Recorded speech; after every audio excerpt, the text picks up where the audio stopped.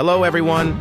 In this video, we're going to take a look at how to convert this raster image into a vector. Using Photoshop, you can easily edit and open the output vector using any vector software such as Illustrator. Let's jump into Photoshop and get started. Let's start by creating a new document.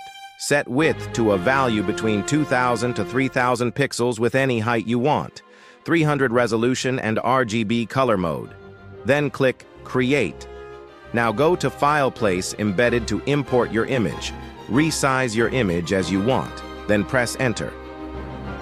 Pick any selection tool and make a selection around the part you want to vectorize. You can make your selection manually like that, or for the newer version of Photoshop. Just click on the Select Subject button to let Photoshop automatically make the selection for you. After making the selection, and with your layer selected, go and click on this mask icon to isolate the object. Convert your layer to a smart object and delete this background layer with the delete key. Now let's apply some filters to our layer. Let's start with the oil paint filter from here. Just change it to 5.3, 0.10 and uncheck lighting. This will add this soft painting effect to your image. Like that. Click OK. And as you can see here, the filter is applied non-destructively as we applied it on a smart object. Now let's open the filter gallery from here. Inside the artistic folder, choose the poster edges filter, change it to 106, and this will add some thick lines to your image outlines. Now let's go to Filter, Blur Surface Blur, change it to 20 and 10. This will make the skin smoother and wipe the small details made by the previous filter and leave the obvious ones. Now hold the Alt key and drag the oil paint filter above the surface blur filter to duplicate it there. Finally, let's go to the unsharp mask filter. Set it to something like 158 and 8.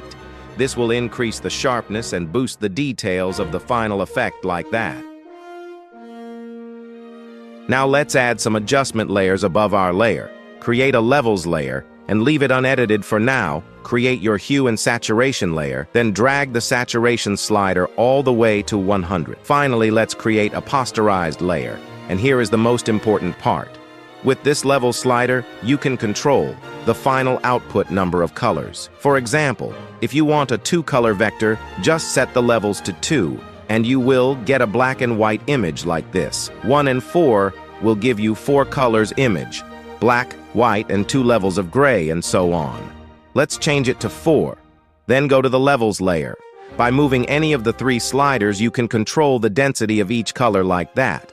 Just adjust your values depending on your image. I like my result at this point, but here is an extra tip for you.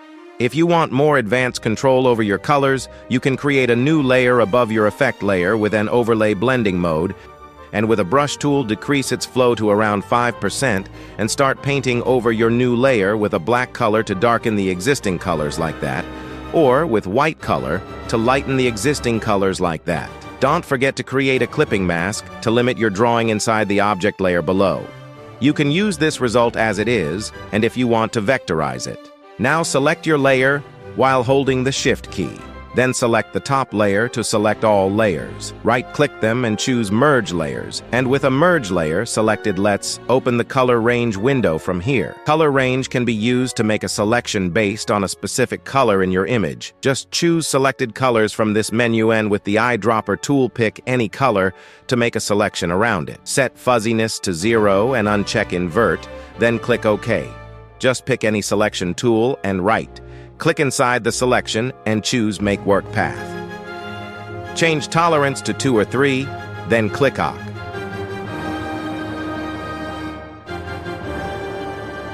And without going anywhere, go and make a solid color from here and click OK. This will create a shape or a vector layer.